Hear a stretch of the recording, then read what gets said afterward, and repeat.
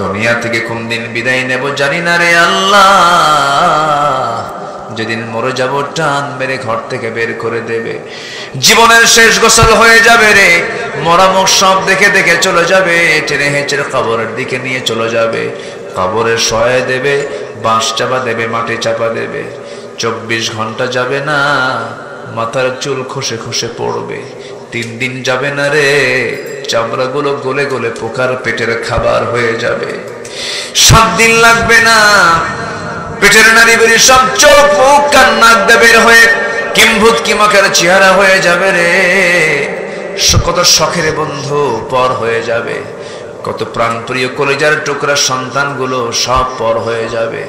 বউটা সারা জীবন একসঙ্গে ছিলাম রে, দাম্পত্যমে জীবন কাটিয়েছি, মরার সঙ্গে সঙ্গে পর হয়ে যাবে। এই তো দুনিয়ার নিয়ম রে আল্লাহ। তোমার পছন্দের বান্দা না হওয়া পর্যন্ত মরণ দিও না আল্লাহ। কোন দিন মরণের ডাক আসবে জানি না, সে অন্তিম সময় যখন চলে আসবে জবানে জারি করে দিও লা ইলাহা ইল্লাল্লাহু মুহাম্মাদুর রাসূলুল্লাহ। আমি আলোচনার সূচনা আমার অভ্যাস অনুযায়ী সূরা তাহরিম থেকে। বলুন তো সূরার নাম কি বলুন তো? তাহরিম। আমি আবার আয়াত ছাড়া কথা বলতে পারি না। একটা আয়াত নেই অথবা একটা হাদিসকে সাথে নেই, কারণ যে কথার মধ্যে আয়াত নাই হাদিস নাই সেই কথা যতই চমকপ্রদ হোক না কেন কোনো দাম আল্লাহর কাছে নাই। তাহলে আলোচনা বরকতময় হওয়ার জন্য আয়াত ছাড়া দরকার না আয়াত দরকার? আয়াত দরকার। তাহলে একটা আয়াত আমরা খুঁজে বের করলাম, সূরা তাহরিম। সূরা কি? তাহরিম। 8 নম্বর আয়াত আমি তেলাওয়াত করেছি। সূরা তাহরিমটা হচ্ছে লিমা তুহাররিমা মা আহাল্লাল্লাহু লাক। আমার নবীজি মধুকে কেন্দ্র করে স্ত্রীদের সাথে তার একটা মতনৈক্য হয়। উনি এক পর্যায়ে বলেই ফেললেন যে আমি যাও মধু খাবো না, মধুই পান করবো না। বউদের সঙ্গে লাগে কিছুই করে সব মনে ফেরেশতা। এই বউদের সঙ্গে লাগে কিনা বলে, লাগে কিনা? আমারও তো লাগে, লাগে লাগে, সবার লাগে। যার সংসার আছে তারই লাগে, যার সংসার নাই তার লাগে।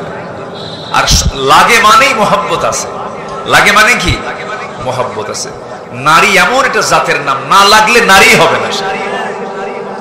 আল্লাহ পাক নারীকে বানিয়েছেন সোজা হাড়ে না বাঁকা হাড়ে? বাঁকা হাড়ে। এটা কি আমার কথা না নবীর কথা? খুলিকাত মিন দিলাইন, মেয়েদেরকে সৃষ্টি করা হয়েছে বাঁকা হাড়ে। আপনি যতই সোজা বানাবেন ততই বাঁকা হয়ে যাবে, এবং তাদেরকে যত বেশি প্রশংসা করবেন সোজা হয়ে যাবে। আর পুরুষের প্রশংসা করবেন, পুরুষ মনে মনে চিন্তা করবে ধান্দা কি, এত প্রশংসা করে কেন? পুরুষ প্রশংসা করলে মাইন্ড করে, আর মেয়েদের প্রশংসা করলে মেয়েরা খুশি হয়। তাহলে বাঁকা দূর করার ওষুধ কি বলেন? আস্তে কন, কি করা? প্রশংসা করা। বউ যদি একটু কালো হয় কখনো কালো বলবেন না, বলবেন তুমি আমার চোখে চাঁদের চেয়েও উজ্জ্বল। ও আয়না দেখে বলবে হ্যাঁ আমার স্বামীর রুচি ঠিক আছে। তো আল্লাহ তাআলা মেয়েদের কেমন করে সৃষ্টি করেছেন। আমার নবীজি একটু বললেন আমি মধু খাবোই না। এত পেঁয়াজ যখন তোমাদের লাগছে, আল্লাহ পাক বলছেন ইয়া আইয়ুহান নাবিয়্যু লিমা তুহাররিমা, আপনি কেন হারাম করবেন আমি যে আপনার জন্য হালাল করেছি? না, আপনি এটা কখনো বলতে পারেন না। মধু আল্লাহ তাআলা বান্দার জন্য দিয়েছেন পৃথিবীর সকল রোগের ঔষধ করে। জোরে বলেন সুবহানাল্লাহ। সে ওষুধ, সে মধু নামক এই ওষুধ ফ্যাক্টরি কোন জেলায় অবস্থিত বলেন? ওরে সত্য সুন্দর জবাব দিলেন, বলেন কোন জেলা? বলেন। গোটা দেশের মধু সাপ্লাই হয় কোন জেলা থেকে? বলি আলহামদুলিল্লাহ, জোরে বলি আলহামদুলিল্লাহ। এটা পরে যাচ্ছি আমি। আসুন সেই সূরা তাহরিম থেকে কিছু কথা আমরা বলতে চাচ্ছি। ওমা তাওফীকি ইল্লা বিল্লাহ। 8 নম্বর আয়াত। কয় নম্বর আয়াত বলেন তো? 8 নম্বর আয়াত। আচ্ছা, আমরা অশুদ্ধ থাকতে চাই না শুদ্ধ হতে চাই বলেন তো? নাপাক না পাক? বলেন নাপাক না পাক? যে নামাজ না পড়ে সে কি? আস্তে কয়, আরো জোরে। যে রোজা না রাখে সে কি? বলে যে বিড়ি খায়, এখানে প্যাঁচ লাগছে কিন্তু ভালো করে খাওয়ার। হ্যাঁ,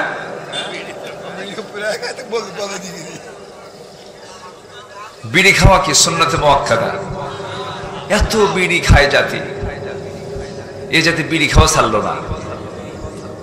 রাগ করতেছেন নাকি আপনারা? আবার কোন নেশা করা যাবে না। বিড়ির সাথে আগুন আছে না নাই? বিড়ির সাথে ধোঁয়া আছে না নাই? ধোঁয়া এবং আগুন জান্নাতের কোথাও খুঁজে পাওয়া যাবে না। কিন্তু ধোঁয়া এবং আগুন কোথায় থাকতে পারে বলেন তো? জাহান্নামে। আমি এটা যুক্তি দিলাম, এটা কিন্তু দলিল না, কিন্তু এটা ক্ষতি, চরম ক্ষতি।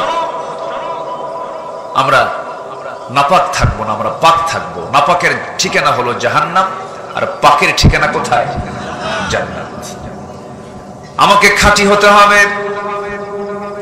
আমাকে পাক থাকতে হবে, আমাকে পিওর থাকতে হবে, আমাকে শুদ্ধ থাকতে হবে। তবে মাথা থেকে পা পর্যন্ত গোটা দেহের ভিতরে একটা অংশ আছে, সে অংশটা যদি শুদ্ধ থেকে যায়, সেই অংশটা যদি পাক থেকে যায়, খাঁটি থেকে যায়, আল্লাহ রাব্বুল আলামিন ওই অংশটুকু খাঁটি থাকার জন্য তাকে জান্নাত দিয়ে দিবেন। আলা ইন্না ফিল জাসাদি লামুদগাতান ইযা সালুহাত সালুহাল জাসাদু কুল্লুহু ওয়া ইযা ফাসাদাত ফাসাদাল জাসাদু কুল্লুহু আলা ওয়াহিয়াল কলব।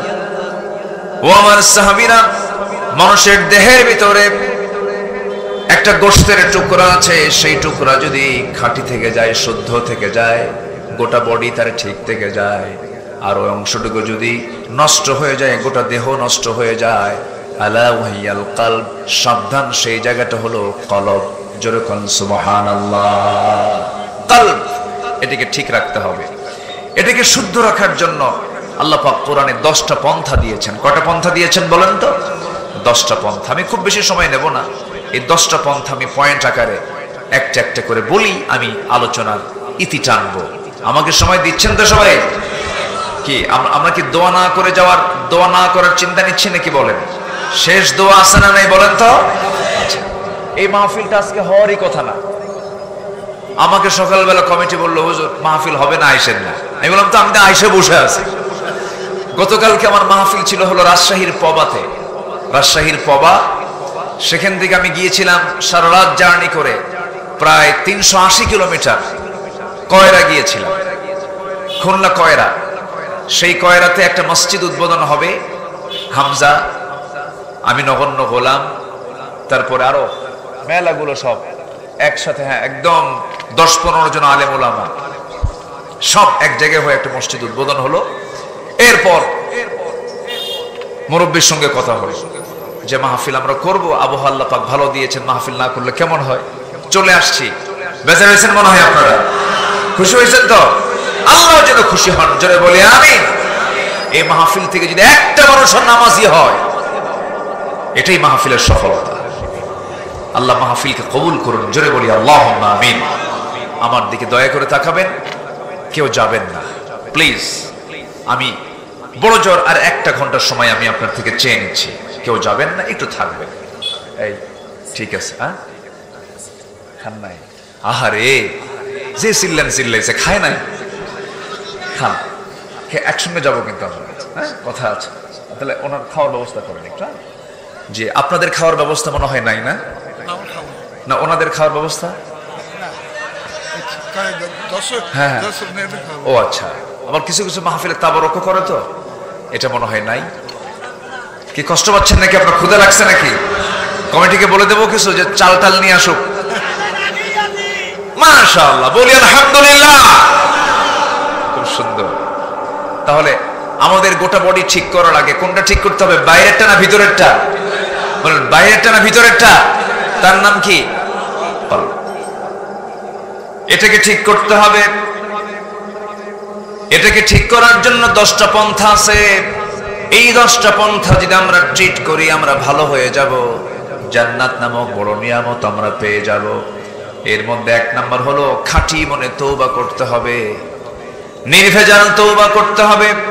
আল্লাহ রাব্বুল আলামিন বলেন, ইয়া আইয়ুহাল্লাযীনা আমানু তুবু ইলাল্লাহি তাওবাতান নাসুহা আসা রাব্বুকুম আন ইউকাফিরা আনকুম সাইয়্যাতিকুম ওয়া ইউদখিলকুম জান্নাতিন তাজরি মিন তাহতিহাল আনহার। জোরে বলুন আল্লাহু আকবার। ঈমানদারেরা, তোমরা তওবার মতো তওবা করো, যে তওবার মধ্য দিয়ে তুমি বান্দা আল্লাহর নৈকট্য হাসিল করতে পারবে, সেরকম করে তুমি তওবা করো। বাবার চারটা সন্তান, চারটা সন্তানের মধ্যে যে সন্তানটা সবচাইতে বড় দুষ্ট, সেই সন্তানটার দিকে বাপ মার নজর কম থাকে না বেশি থাকে? আসতে কয়, কম থাকে না বেশি থাকে? বেশি থাকে। যেটা সবচেয়ে ভালো ছেলে, তার দিকে কোনো খেয়ালই রাখে না বাপ মা। সবচেয়ে ভালো ছেলের দিকে কোনো তার লক্ষ্য নাই। সন্তান তো সেটা ভালোই আছে, কিন্তু যে সন্তানটা একটু দুষ্ট হয়, বখাটে হয়, বাপ মার টেনশন সর্বক্ষণ তাকে নিয়ে হয়, চোখের পানি ফেলে ফেলে কেন্দে বলে, আল্লাহ আমার সন্তানকে ভালো করে দাও, নেশা করে নেশা থেকে মুক্ত করে দাও। পৃথিবীর জীবনে যেমন আমরা দেখি, একটা দুষ্ট সন্তানের জন্য বাপ মার যেমন সবচেয়ে নজর তার দিকে বেশি থাকে, এই দুনিয়াতে যে বান্দার দ্বারা সবচেয়ে বেশি গুনাহ হয়, সেই বান্দার দিকে সবচেয়ে নজর বেশি রাখেন তিনি আমার কে? আল্লাহ আল্লাহ বারবার চিন্তা করেন এই বান্দাটা কখন তওবা করবে। যখন বান্দা তওবা করে একটা পা গায়, আল্লাহ পাক তার দিকে 10টা পা গায় দেন। বান্দা যখন হেঁটে হেঁটে আসে, আল্লাহ তার দিকে দৌড়ায় দৌড়ায় চলে যান। ওই বান্দা যখন আল্লাহর কাছে ক্ষমা চায়, ওযু যখন বানায় নেয়, ওযু বানানোর সঙ্গে সঙ্গে হাত যখন ধৌত করে, হাতের সগরা গুনাহগুলো মাফ হয়ে যায়। মুখমণ্ডল যখন ধৌত করে, মুখের সগরা গুনাহগুলো মাফ হয়ে যায়। দুই হাত যখন ধৌত করে, হাতের সগরা গুনাহগুলো মাফ হয়ে যায়। মাথা যখন মাসে করে, মাথার সগীরা গুনাহগুলো মাফ হয়ে যায়। বান্দা যখন দুই পা ধৌত করে, দুই পার সগীরা গুনাহগুলো মাফ হয়ে যায়। বান্দা যখন ইখলাসের সাথে মসজিদের দিকে যখন একটা করে কদম ফেলতে ফেলতে যখন মসজিদের দিকে রওনা দিয়ে দেয়, প্রত্যেকটা কদমে কদমে 10টা করে নেকি লেখা শুরু হয়ে যায়। বান্দা যখন নামাজে দাঁড়ায়, আল্লাহ ওই বান্দার সামনে সরাসরি দাঁড়ায়া যায়। আল্লাহ বান্দার সামনে দাঁড়ায়া গিয়ে বলেন, ও বান্দা, তুমি আমার কাছে কি চাও? যা চাও তাই দেব। সূরা পড়া শুরু করে দেয়। সহিহ হাদিস এসেছে, যখন বলে আলহামদুলিল্লাহি রাব্বিল আলামিন, আল্লাহ বলেন হামিদানি আবদি আর রহমানির রহিম, আল্লাহ বলেন আসনা আলাইয়া আবদি। বান্দা যখন বলেন মালিকি ইয়াউমিদ্দিন, আল্লাহ বলেন মাজ্জাদানি আবদি ইয়াকা না'বুদু ওয়া ইয়াকা নাস্তাঈন পর্যন্ত যখন বান্দা বলে, আল্লাহ বলেন হাদা বাইনি ওয়া বাইনা আবদি। বান্দা তুই আমার কাছে কি চাস? প্রাণ খুলে চা বান্দা।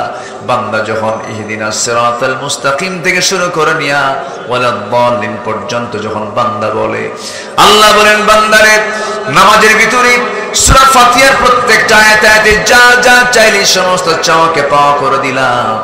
বান্দা যখন রুকুতে যায়, আল্লাহ তখন অস্থির হয়ে যান।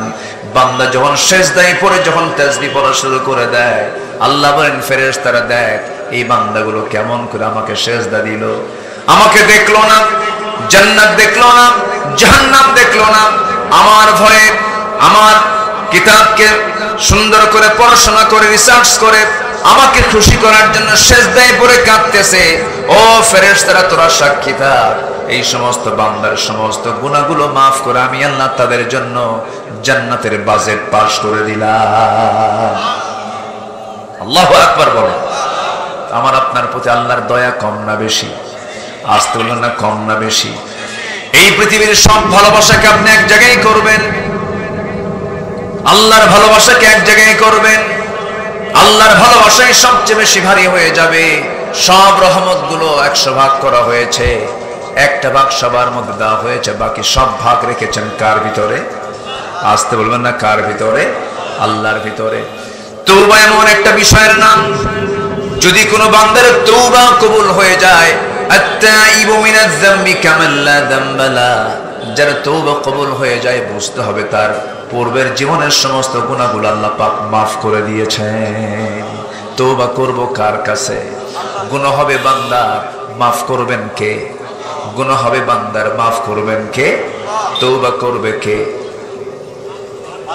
আল্লাহ। তো ভালো করে কম, তওবা করবে কে?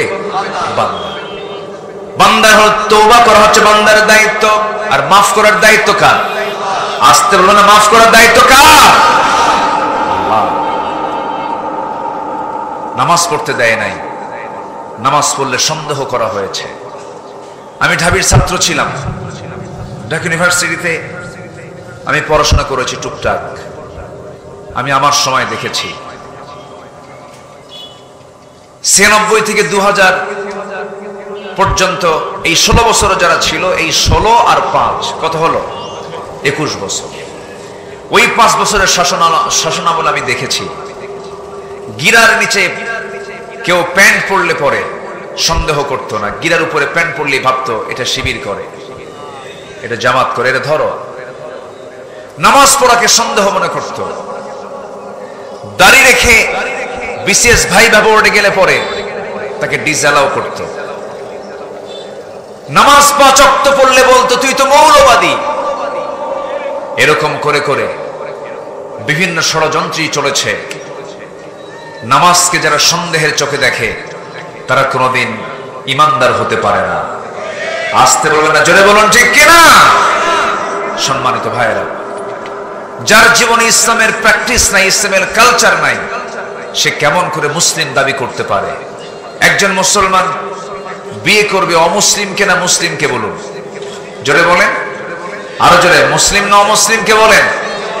বিয়ে করার শর্ত হলো ওয়ালা তানকিহুল মুশরিকাত হাত্তা ইউমিননা। তুমি কোন মুশরিকা নারীকে বিয়ে করতে পারবে না যতক্ষণ না ঈমান না এনেছে।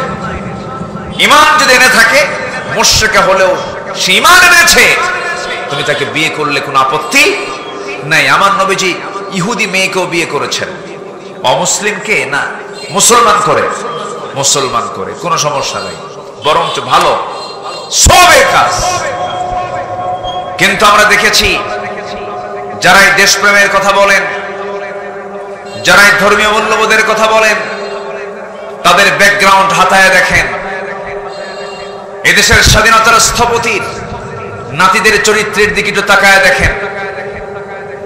ওনারা বলেন আমরা ইসলামকে ভালোবাসি, মহাব্বত করি, কিন্তু আপনি এই দেশে কোনো মহিলাকে খুঁজে পেলেন না। ৭ সাগর ১৩ নদী পাড়ি দিয়া আমেরিকা বিয়ে করলেন, বিয়ে বাড়ি আমেরিকা বিয়ে করলেন। সেই বউটা কি মুসলমান না খ্রিস্টান? মুসলমান না খ্রিস্টান? আচ্ছা, খ্রিস্টান হলো, স্বামী হলো মুসলমান, বাচ্চাটা কি হবে ঘরে? হ্যাঁ, পেট থেকে মাথা পর্যন্ত মুসলমান, এর থেকে নিচ পর্যন্ত হিন্দু নাকি? কি খাবেন আপনি? তাহলে গাধার ঘোড়ার মিলনে যে বাচ্চা হয় এটাকে বলা হয় খচ্চর। কি বলা হয় বলেন তো? খচ্চর। আমরা আমাদের বোঝা শেষ, কে ইসলাম চায় আর কে ইসলাম চায় না, তাদের ব্যক্তিগত জীবন হাতালেই টের পাওয়া যায়। আমরা দায়িত্বহীন কণ্ঠে জানিয়ে দিতে চাই, ইসলাম বিরোধী চিন্তা চেতনা লালন করে এমন অপশক্তিকে খচ্চরদের নেতৃত্বে বাংলার জমিনে বাস্তবায়ন হতে দেওয়া হবে না। এটাকে শক্ত হাতে মাথায় নিতে হবে। শক্ত হাতে মাথায় না নিলে পরে সামনের ভবিষ্যৎ প্রজন্ম আরো ধ্বংসের দিকে চলে যাবে। আমরা একটা পর্যায়ে চলে এসেছি, সামনে শুধু একটা ধাক্কা মারা দরকার। সেই ধাক্কা হবে হলো ইসলামের বিজয়ের জন্য। আমরা সব দেখা শেষ করে দিয়েছি, তো দেখে কি কোনো কিছু বাদ আছে বলেন তো? সব দেখা শেষ হয়েছে, শুধু দেখা বাদ আছে কি? বলেন, দেখা বাদ আছে কি বলেন? আচ্ছা, আমার কথা কি রাগ করতেছেন আপনারা? বলেন তো, কোরআন কি কোনো দলের, নির্দিষ্ট দলের? কোরআনটা কার? যার কোরআনের আইন বাস্তবায়নে যার চুল পরিমাণ অস্বীকৃতি থাকবে, সে কাটটা কাফের। ঠিক কি বলেন? সে কাটটা কাফের। কোরআন দিয়ে বিচার কার্য ফয়সালা করতে হবে, এই বিধান কোরআনে আছে না নাই? ইনিল হুকমু ইল্লা লিল্লাহ, আলা লাহুল খালক ওয়াল আমর। এবং আল্লাহ তাআলা বলছেন, যারা আমার দেওয়া বিধান অনুযায়ী বিচার করে না তারা কাফের। আছে না নাই বলেন তো? ওমান লাম ইয়াহকুম বিমা আনজালাল্লাহু ফাউলাইকা হুমুল কাফিরুন ফাসিকুন যালিমুন। তাহলে আমরা কি এমন দৃশ্য কি দেখতে চাই বাংলার জমিনে কোরআন দিয়ে রাষ্ট্র চলুক? সবাইকে আপনারা চান? সাতক্ষীরার জজকোর্ট কোরআন দিয়ে চলুক চান? সচিবালয়ে কোরআন দিয়ে চলুক চান? ব্যাংক, বিমা, প্রশাসন, ক্যান্টনমেন্ট প্রত্যেকটা জায়গায় কোরআন দিয়ে চলুক সবাইকে চান? কিন্তু আমরা এই 16 বছর চেয়েছিলাম যারা, এখনো চাচ্ছি, আমাদেরকে বলা হতো রাজাকার। আর 64 জেলার মধ্যে চিহ্নিত রাজাকারের জেলা কোন জেলা বলেন? বলেন। আমারে এসপি অফিসে ডাক দিয়ে বলে, আপনি সাতক্ষীরায় ওয়াজ করতে আসছেন, এটা তো পাকিস্তান। আমার কি কয়? বলে এটা পাকিস্তান। বলে এটা পাকিস্তান, এটা তো বাংলাদেশ না, এরা স্বাধীনতাকে বিশ্বাস করে না। কত বড় বদমাইশ দেখেন, কি দোষটা আপনাদের উপর চাপায় দিচ্ছে। সম্মানিত বন্ধুগণ, আমরা সব দেখে শেষ করেছি। আগামীতে আমরা কোরআনটা দিয়ে দেখতে চাই। আগামীর সরকার আমরা দেখতে চাই নামাজের সরকার, নামাজের সরকার, নামাজের সরকার। আল্লাহ কবুল করুন, জোরে বলি আমিন। যে নামাজের সরকার কায়েম করার জন্য কি বেনামাজি নেতা দরকার না নামাজি নেতা দরকার? সমাজ এখন কোন নেতা বেশি? বলেন কোন নেতা বেশি? বেনামাজি নেতা বেশি। আমার দেশে নামাজি বেশি না বেনামাজি বেশি? বেনামাজি বেশি। নামাজ পড়ে মাত্র 5%, আর 95% নামাজ না পড়ে আর বলে এক ঠেলায় পীরের মুরিদ হয়ে জান্নাত পার হয়ে জাহান্নামে যাবে। এরকম গ্রুপও আছে না? নাই আছে।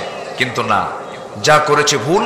যারা বসে আছেন আমি সবার কাছে উদাত্ত আহ্বান জানাবো, এবং প্রযুক্তির কল্যাণে এই ক্যামেরা, এই অনলাইনের প্রযুক্তিতে আমাকে যারা দেখছেন আমি সবার কাছে উদাত্ত আহ্বান জানাবো, আত্মশুদ্ধির 10টা পন্থার 1 নম্বর পন্থা হলো যা করেছি করেছি, খাঁটি মনে তওবা করুন।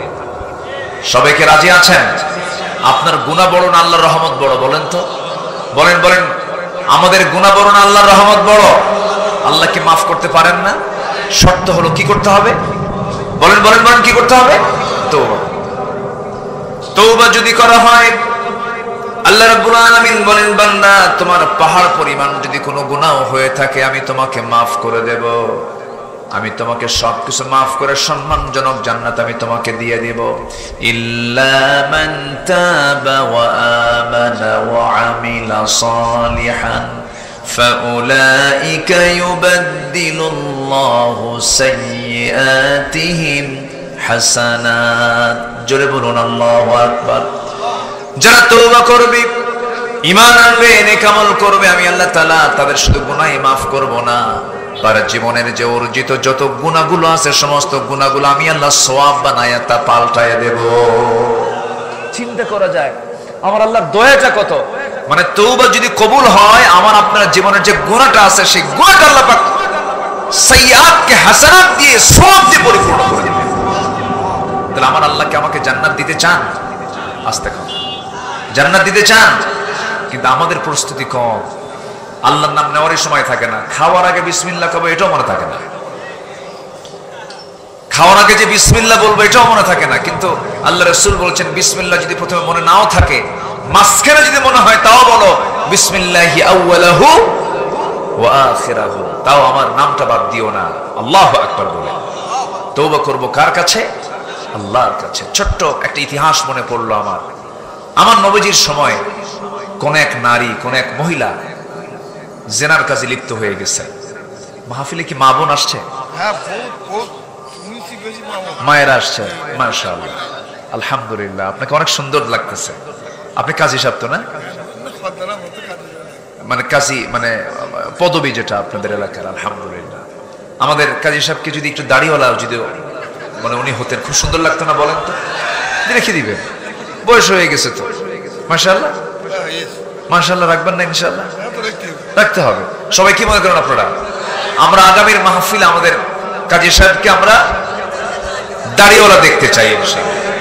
সবাই কি রাজি আছেন ইনশাআল্লাহ? আল্লাহ কবুল, আল্লাহ কবুল। 2 দিনে সব, মাশাআল্লাহ। তবে আপনাদের দাড়ি রাখার দরকার নাই। ভাবসাব যে এমন যে শুধু কাজী সাহেবই রাখুক, আমাদের রাখার দরকার। আমরা সবাই দাড়িওয়ালা হব, জোরে বলি ইনশাআল্লাহ। আপনি কি জানেন এই দাড়িটার দাম কত? এতে সালমান এফ রহমানের দাড়ি না, এটা ও তো রাখছিল ভণ্ডামের দাড়ি, ঠিক কিনা বলেন? আমরা দাড়িটা রাখবো হলো কার মহাব্বতে বলেন? নবীর মহাব্বতে। আপনি কি জানেন আপনাকে এই সুরতেই কবরে আপনাকে উঠানো হবে, আপনাকে সামনে হাজির করা হবে, এবং নবীজির ছবি যখন আপনার সামনে দেওয়া হবে, ওমান হাদার রাজুল মার রাব্বুক ওমা দীনুক ওমান হাদার রাজুল, এই তিনটে প্রশ্ন যখন করা হবে, 3 নম্বর প্রশ্ন, এই লোকটাকে তুমি কি তাকে চিনো? তখন আমার নবী যখন আমার সামনে যখন হাজির করা হবে, ওমান হাদার রাজুল, তখন কি দাড়ি ছাড়া দাড়িওয়ালা? বলেন দাড়ি ছাড়া দাড়িওয়ালা?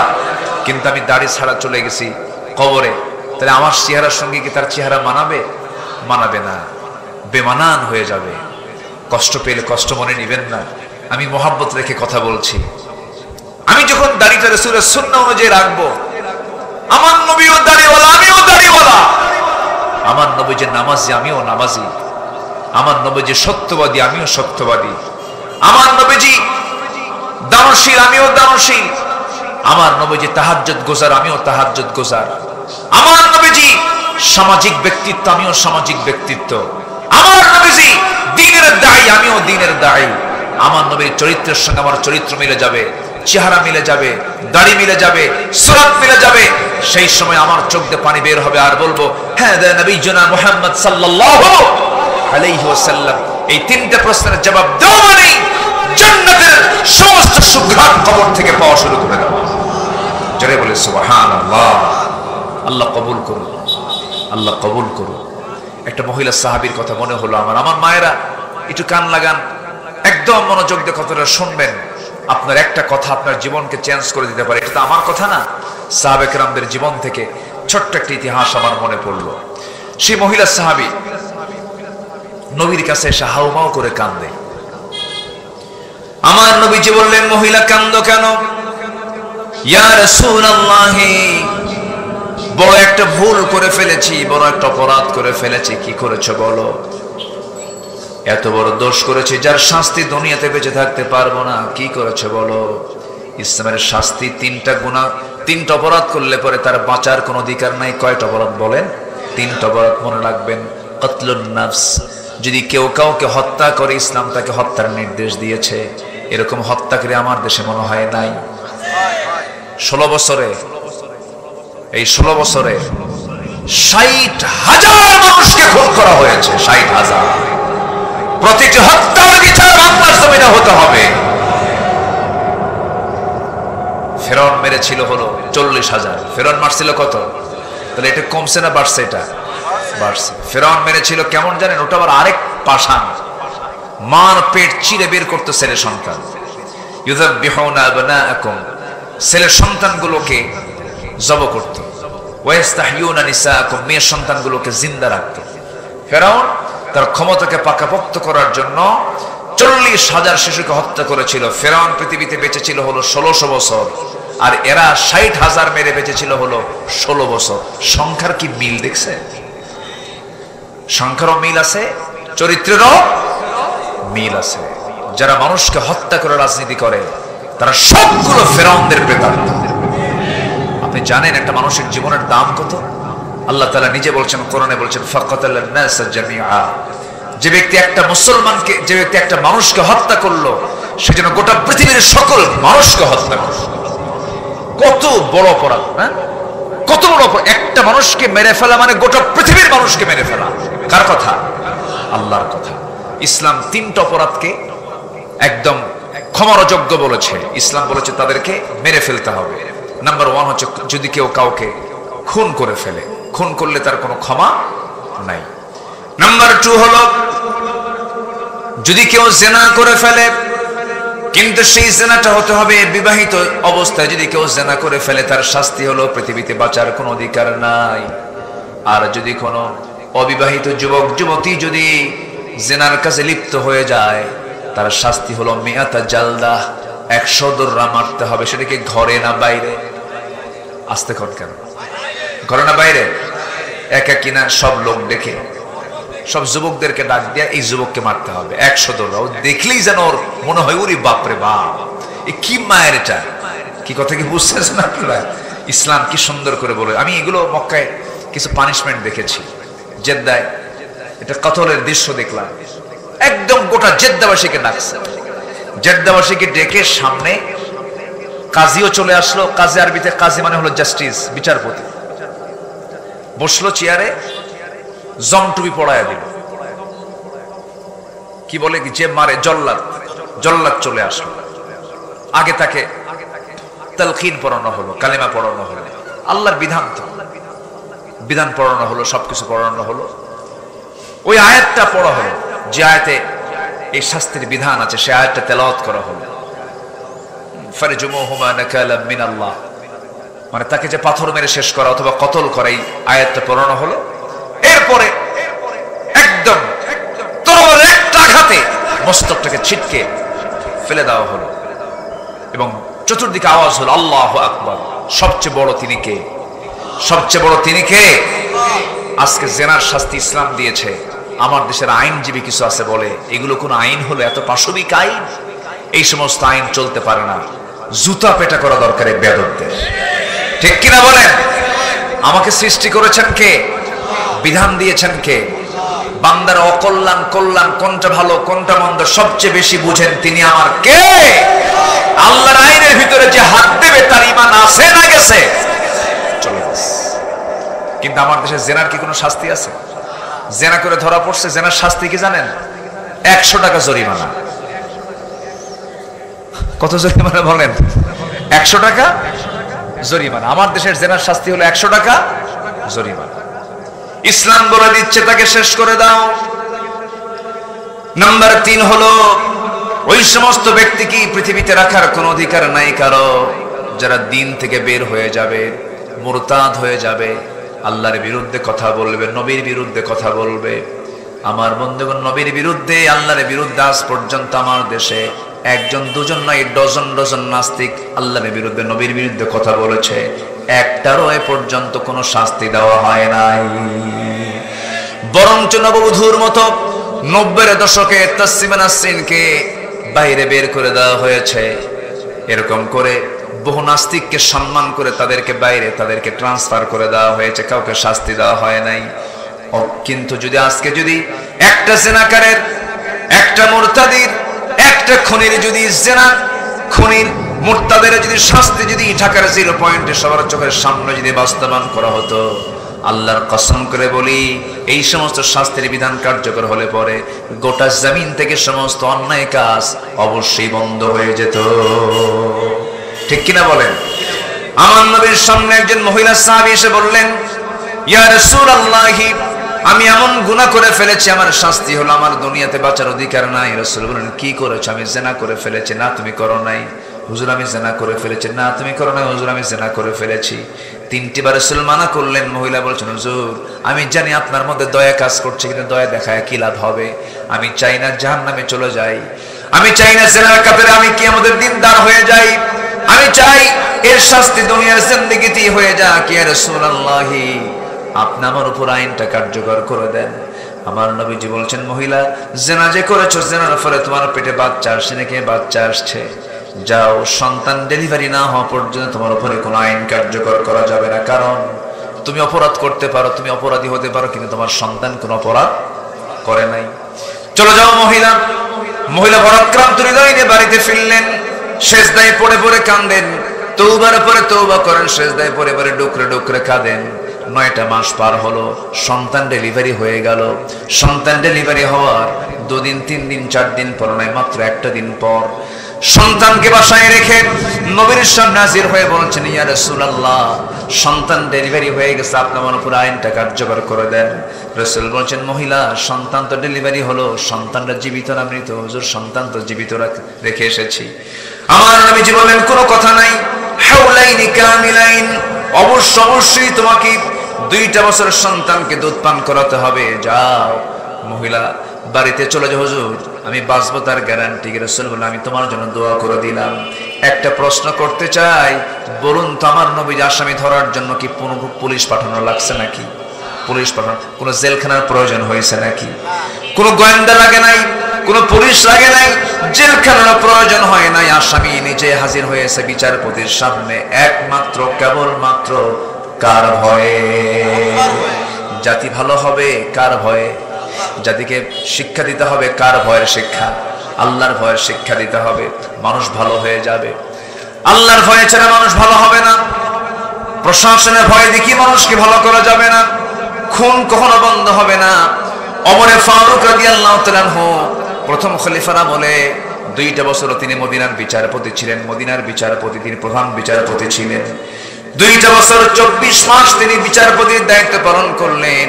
বিচারপতির দায়িত্ব যেদিন তার শেষ হয়ে গেল, আফসোস করে বলছেন, ওমর রে, তোর কপালটা এমন, 2টা বছর আমি ওমর মদিনার বিচারপতির দায়িত্ব পালন করলাম, কিন্তু একটা বিচারও করতে পারলাম না, একটা রায় দিতে পারলাম না। কারণ একটা মামলা 2 বছর, একটা মামলা তার কোর্টে হাজিরা হয় নাই, একটা মামলাও জমা হয় নাই। জোরে কোন সুবহানাল্লাহ।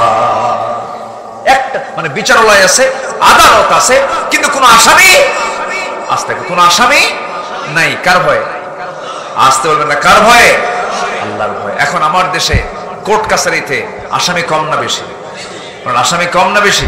এটা কি ভালো লক্ষণ? বিগত 16 বছর সবচেয়ে কম ছিল না, সবচেয়ে বেশি ছিল। নিরপরাধ মানুষগুলোকে অত্যাচার করা হয়েছে, জুলুম করা হয়েছে। আমাকে 2018 সালে ধরে নিয়ে গেছে, ধরে নিয়ে থানায় জমা দিয়া, পরে হ্যান্ডকাফটারকে লাগায়া বললো, হুজুর নির্বাচনের আগে তো একটু জেল টেল খাটেন, নির্বাচন শেষ হয়ে যাক। কি শেষ হয়ে যাক? নির্বাচন শেষ হয়ে যাক। জেলখানায় ঢুকলাম, কোনো দোষ নাই, কোনো অপরাধ নাই। এরকম করে রাস্তার ফকিরকে পর্যন্ত ধরে নিয়ে গেছে। মানে একটা মামলা হয়েছে, আসামের শর্ট, ফকির ধইরা ওই কোটা পূরণ করছে। এই হচ্ছে অবস্থা। তো 3 মাস আমি জেলখানার মধ্যে ঢুকলাম। যেদিন প্রথম দিন, বিশাল বড় ফটকের ভিতর দিয়ে ঢুকলাম।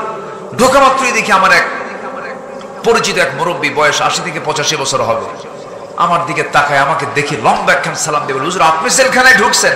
খুব খুশি হলাম। বলতো জেলখানায় ঢুকলে কি খুশি হওয়ার কথা? তো বললাম, খুশি কেন আপনি? কে বাবাজি ওয়াজ শুনতে যাই আপনার, অনেক দূর থেকে ওয়াজ শুনি, বহুবার চেষ্টা করেছি আপনার সঙ্গে মুসাফা করব, একটু মুআনাকা করব, একটু গল্প করব, একটাবার চান্স পাই না। আল্লাহ আমার কত সুন্দর সহজে মিলাই দিয়েছে। দোয়া করি আপনি জেলখানায় থাকেন।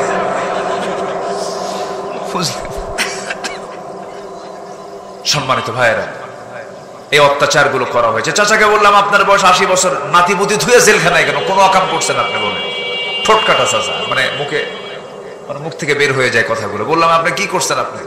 চাচা বলে, বাবা বোমা হামলা। মানে ওনার নামে বোমার মামলা দিছে। এখন বুড়া মানুষ 80 বছর, বলেন তো ওনার হাতে যদি কেউ বোমা তুলে দেয়, বোমা কি লক্ষ্যে বসবে না তার মাথায় পড়বে? এই হলো সিচুয়েশন, যেটা শয়তানও বিশ্বাস করে না। এমন সাক্ষী রেডি করা হয়েছে আল্লামা সাঈদীর বিরুদ্ধে। সাক্ষীর জন্ম হলো 76 আর ঘটনা হলো 71। তাহলে 5 বছর আগের ঘটনা দেখলো কেমনে? মারপেট থেকে, রুহের জগৎ থেকে দেখছে। কিসের জগৎ থেকে? বলে রুহের জগৎ থেকে। সম্মানিত ভাইয়েরা, সম্মানিত বন্ধুগণ, আমার নবীজির আদালতে আসছে, পুলিশ ধরা লাগে নাই, জেলখানা লাগে নাই, সোজা চলে আসছে। কার ভয়ে? আল্লাহর ভয়ে। আমার নবীজি বললেন, যাও সন্তানকে দুধ পান করাও। সন্তানের দুধ পান যখন শেষ হবে, সেই সময় তুমি আমার কাছে চলে আসো। মহিলা চলে গেলেন, আসামি ধরার জন্য জেলখানায় লাগলো না, নিজের বাড়িতেই থাকলেন।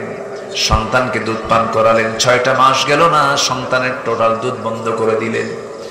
অন্য খাবারের অভ্যাস গড়ে তুলে সন্তানকে বার সঙ্গে করে নিয়ে, কোলে করে নিয়ে নবীর সামনে হাজির হয়ে বলছেন, হুজুর একবার না, দুবার না, 3বার আপনার কাছে আসলাম, আপনি শাস্তি আমারে দিলেন না, আজকে আমাকে ফেরত দিবেন না, আমাকে চূড়ান্ত শাস্তি নিশ্চিত করে দিয়ে আমাকে বাঁচায় দেন। আমার নবীজি বললেন, সন্তান তো আমার হাতে তুলে দাও। সন্তান কোলে নিয়ে নিলেন।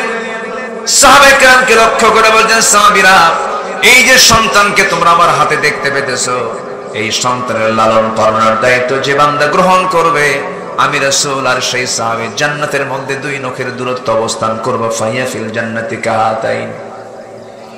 কয়েকজন সাহাবী দৌড় মেরে চলে আসলেন।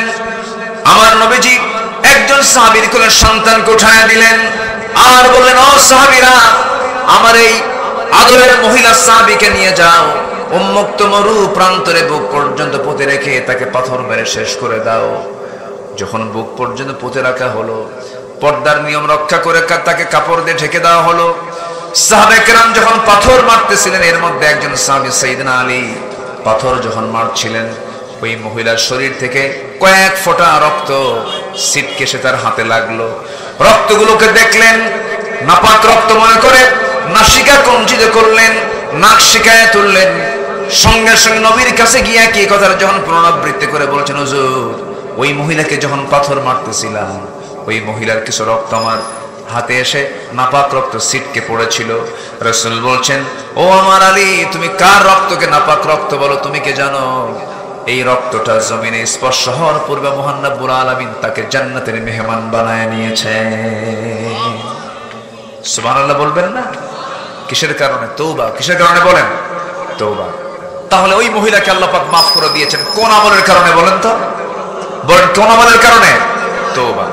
আত্মশুদ্ধির জন্য, নিজের নফসের শুদ্ধতার জন্য পন্থা হলো 10টা। কয়টা বলেন তো? 10টা। এর চলতেছে কয় নাম্বার বলেন? তওবা করা। কয় নাম্বার চলতেছে? আরো আছে কয়টা? নুরু। ওয়াজ কি শেষ না শুরু? অনেক রাত হয়ে গেছে। আলহামদুলিল্লাহ, আপনারা বসে আছেন, আমি খুবই আনন্দিত। আমার মা, জি আমার মা যারা আছেন, আমি আপনাদেরকে করজোড়ে মিনতি জানাই। আপনি কি জানেন আপনার সামান্য কিছু আমল আল্লাহ একটা জান্নাতের দরজা খুলে দেবে, কিন্তু আপনার সামান্য ভুল আপনাকে জাহান্নামে যাওয়াকে অনিবার্য করে দেবে। মেয়েদের ভিতরে সবচেয়ে বড় সমস্যা হলো মেয়েরা তাদের রূপকে পরপুরুষের সামনে দেখাতে খুব পছন্দ করে, আধুনিক সমাজের মেয়েরা। ঠিক কিনা বলেন? এটা চেহারা যদি সুন্দর হয়, মনে হয় উনি মনে করেন যে আমি দুনিয়ারই কেউ না, আমার দুনিয়াতে কে আছে, ভাবসাবী অন্য ধরনের, মনে সে অন্য একটা জগৎ থেকে আসছে। না মা, আপনার সকল সৌন্দর্য আপনার প্লেস করতে হবে স্বামীর সামনে, আপনার সৌন্দর্য পরপুরুষের সামনে দেখানো যাবে না। ভুল হয়ে গেছে, তওবা করে ফিরে আসুন, মাফ করে দিবেন তিনি আমার কে? আল্লাহ তাআলা। আমার নবীজি বলছেন, আলী যা বলেছ বলেছ, এই মহিলার জানাজার আয়োজন করো। এই মহিলার জানাজার নামাজের দায়িত্ব আমি রাসূল নিজের কাঁধে উঠায় নিলাম। আমার নবীজি জানাজার প্রান্তরে চলে গেলেন, জানাজা শুরু করলেন, জানাজা শেষ করে ফেললেন। আমার নবীজি কাঁদা কাঁদা কণ্ঠে সাহাবায়ে কেরামকে লক্ষ্য করে বলছেন, সাহাবীরা কিছুক্ষণ পূর্বে যে মহিলার জানাজা আমরা পড়লাম, যে মহিলার জানাজা আমরা শামিল হলাম, আমি রাসূল নিজে তার জানাজার নেতৃত্ব দিলাম।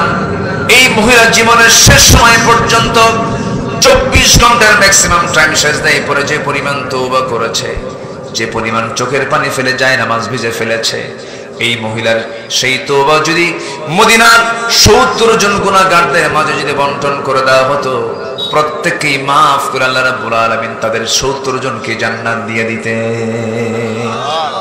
আমার বন্ধুগণ, সেজন্য নফসের শুদ্ধতার জন্য, আত্মশুদ্ধির জন্য 1 নম্বর কাজ হলো খাঁটি মনে তওবা করা। খাঁটি মনে আমরা তওবা করব।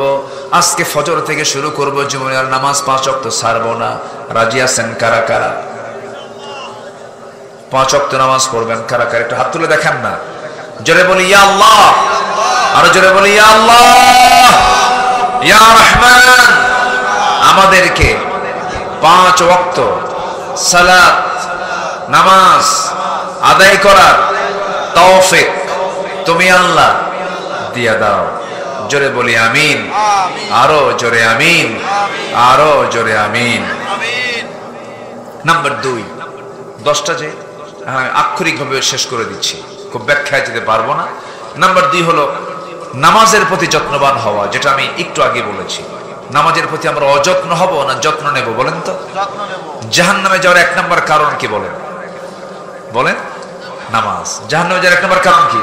আবার জান্নাতে যাওয়ার 1 নম্বর কাজ কি? নামাজ। এবং ঈমানদারের 1 নম্বর কাজ কি? নামাজ। কাফের এবং মুমিনের মধ্যে পার্থক্য সৃষ্টি করে কি? নামাজ।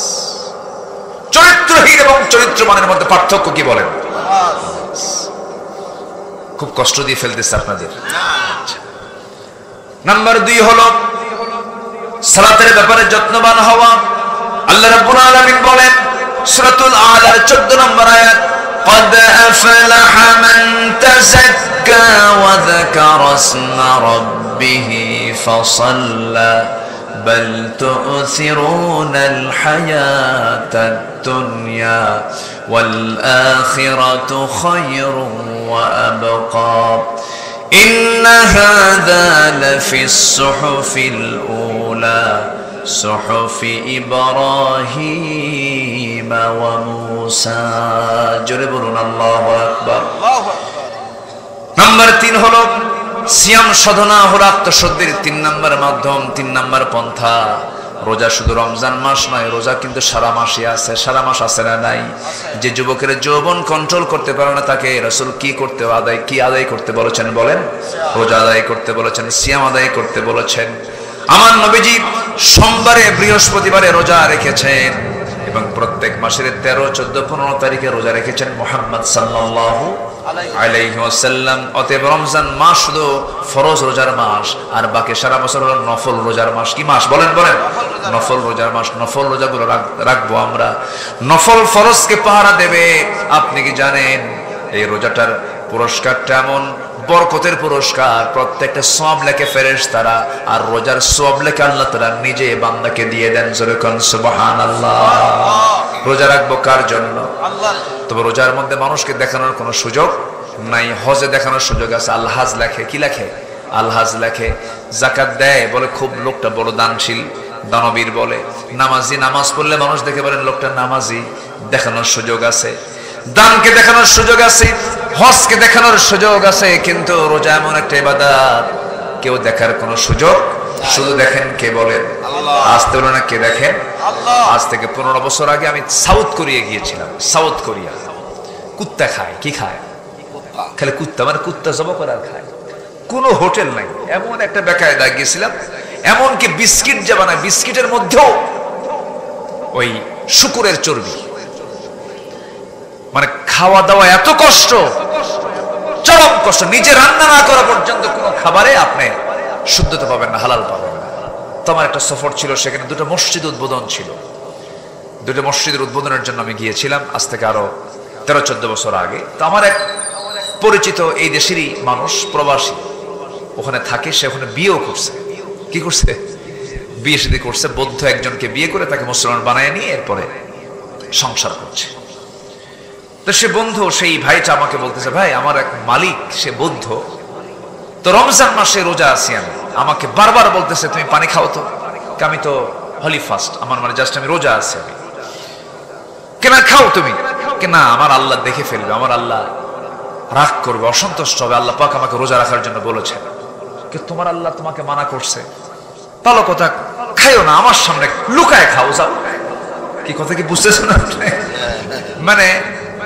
ওরা তো এমন ধর্ম পালন করে আমি নিজের চোখে দেখেছি ওই বছরে করে কি একবার ওদের বাপদাদার কবরে যায় সমাধিতে যায় বছরে একবার দুবার যায় এতগুলো মদ নিয়ে যায় মদের বোতল নিয়ে যে ওই সমাধির কাছে যে কি যেন কয় দোয়া করে বলে বাবা এই যে এতগুলো মদ দিয়ে গেলাম তুমি আরাম মতো খাইবে আর মজা করবে কি কথা কি বুঝতেছেন ওদের কালচার এটা তো সে বৌদ্ধ আমার ওই প্রবাসী ভাইকে বলতেছে তুমি আল্লাহ তোমাকে দেখবে কেমন যাও ঘরের মধ্যে যাও লুকায় খাও আমার আল্লাহ তো এমন আল্লাহ যিনি ঘরেও দেখেন বাইরেও দেখেন আলোতেও দেখেন অন্ধকারেও দেখেন এই জন্য আমার খাওয়ার কোনো কায়দাই নাই অতএব সিয়াম হচ্ছে একটা গোপন ইবাদত এই গোপন ইবাদতের পুরস্কার আল্লাহ নিজ হাতে বান্দাকে দিয়ে রাইয়ান নামক দরজার মধ্য দিয়ে জান্নাতের মধ্যে ঢুকায় সুবহানাল্লাহ তো চিন্তা করেন তার চিন্তা হলো ওদের আল্লাহ দেখে আবার দেখে না কিন্তু আমার আল্লাহ কি সব সময় দেখে পরে এখন ওই প্রবাসীকে বলতেছে ওই সাউথ কোরিয়ার সেই বুদ্ধিস্ট বলতেছে তাহলে তো তোমার দেশের মানুষ সবাই আল্লাহওয়ালা সব ভালো কেন তোমরা অন্ধকারে খাও না আলোতে খাও না অন্ধকারে না খেয়ে থাকো আর আলোতে না খেয়ে থাকো যে আল্লাহর ভয়ে সেই দেশের মানুষের চাইতে ভালো মানুষ পৃথিবীতে আর নাই তাহলে তো আমার দেশের মানুষ এরকম ভালো তাই না আসতে কয় ভালো কই রোজার কোনো হক আছে আমাদের রোজার মাসেও আকাম কুকাম আছে না নাই রোজা রেখেও ঘুষের টাকা আছে না নাই? আসছে ঘুষের টাকা, অফিসার রোজা আছে, কে ভাই আমি তো রোজা আছে, আমি তো এখন ঘুষের টাকা নিতে পারবো না, আমি চোখ বন্ধ করলাম, পকেটে ঢুকে দিয়ে যাও, সন্ধ্যার পরে ইফতার করে দেখে নিও। কি কথা কি বুঝতেছেন আপনারা? এই হচ্ছে আমার দেশের রোজাদারদের অবস্থা। এরকম রোজা নয়, আমরা রাখবো যে রোজার মধ্য দিয়ে আল্লাহ পাক সন্তুষ্ট হবেন সেই রোজা রাখবো, নফসের শুদ্ধতা চলে আসবে। জোরে বলি ইনশাআল্লাহ, জোরে বলি ইনশাআল্লাহ। নাম্বার 4 হলো আল্লাহর জিকির করা। লোহায় যেমন মরিচা লাগে, এই কলবের মধ্যে মাঝে মাঝে মরিচা লেগে যায়, সেই মরিচা দূর হওয়ার জন্য বলতে হবে 4টা আমার রাসূলের শিখে দেওয়া জিকির। সবাই বলেন সুবহানাল্লাহ, বলেন সুবহানাল্লাহ, আলহামদুলিল্লাহ, লা ইলাহা ইল্লাল্লাহ, আল্লাহু আকবার। শিখিয়ে দিয়েছেন মুহাম্মদ সাল্লাল্লাহু আলাইহি ওয়াসাল্লাম। আল্লাহ রাব্বুল আলামিন বলেন الذين آمنوا وتطمئن قلوبهم بذكر الله ألا بذكر الله تطمئن القلوب। সূরা রাদ আয়াত নম্বর 28। যাদের দিলের মধ্যে আল্লাহর জিকির থাকবে তারাই তো প্রশান্ত হৃদয়ের হবে। যার হৃদয়ের মধ্যে আল্লাহর নাম থাকে সেই বান্দা সবচেয়ে প্রশান্ত বান্দা। জোরে কোন সুবহানাল্লাহ। তার মধ্যে কোনো হাই হুতাশ থাকে না। যার আল্লাহর জিকির থাকে তার মধ্যে কোনো হাই হুতাশ থাকে না, এতে প্রশান্ত থাকে। নাম্বার 5 হলো কোরআনের সঙ্গে সম্পর্ক বৃদ্ধি করতে হবে। এই কিতাবের সঙ্গে তাআল্লুকটা বাড়াতে হবে, সম্পর্ক বাড়াতে হবে। এই কিতাবের সঙ্গে যার সম্পর্ক বেশি, আল্লাহর সঙ্গে তার সম্পর্ক বেড়ে যাবে। আমার বন্ধুগণ, কোরআন আমরা বেশি বেশি করে পড়বো, বেশি বেশি করে বোঝার চেষ্টা করবো। জোরে বলি ইনশাআল্লাহ। নাম্বার 6 হলো সেজদায় বেশি বেশি ক্রন্দন করা। কান্নাকাটি করার জায়গা ব্যক্তির কাছে না আল্লাহর কাছে? ব্যক্তির কাছে না আল্লাহর কাছে? কিন্তু আজকে মানুষ কান্দে বেশি আল্লাহর কাছে না ব্যক্তির কাছে? ব্যক্তির কাছে কান্দে। ব্যক্তি আপনাকে সমাধান দিতে পারবে না, আল্লাহ আপনাকে সমাধান দিতে পারবে না, এই জন্য আল্লাহর কাছে আমরা কাঁদবো। নাম্বার 7 হলো হালাল রিজিক উপার্জন করব। নাম্বার 8 হলো মিথ্যাচার ছেড়ে দেব, গীবতকে ছেড়ে দেব। নাম্বার 9 হলো অহংকার আত্মগরিমা বর্জন করব। নাম্বার 10 হলো সবচেয়ে বড় একটা গুণ, তাকওয়া অর্জন করব। এই 10টা গুণ যার মধ্যে থাকবে তার নফসের শুদ্ধতা 100% চলে আসবে। কথাগুলো কার? আল্লাহ তুমি সবাইকে আমল করার তৌফিক দিয়ে দাও। জোরে বলি আমিন। আমি আমার কথা আর বাড়াবো না, যতটুকু হয়েছে আমরা বলে ফেলি আলহামদুলিল্লাহ। জোরে বলি আলহামদুলিল্লাহ, আরো জোরে বলি আলহামদুলিল্লাহ।